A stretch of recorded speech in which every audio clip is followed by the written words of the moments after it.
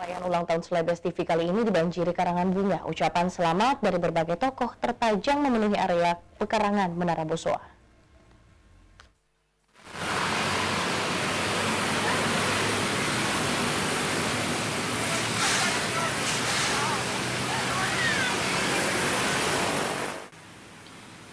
Beginilah suasana di area pekarangan Menara Bosowa.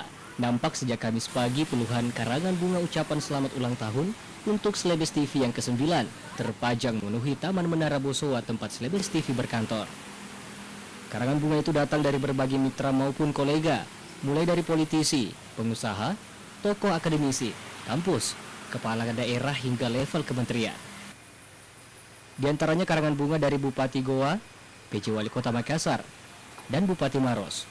Ada pula ucapan selamat dari politisi senior Golkar Nurdin Halid, politisi senior Nasdem Rusdi Masse, Ketua DPRD Sulsel Ina Kartikasari. Nampak juga karangan bunga Menteri Pertanian RI Syahrul Yassin Limpo.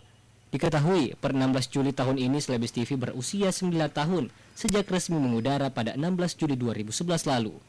Tahun ini Celebes TV mengusung hashtag baru, TV lokal lebih keren.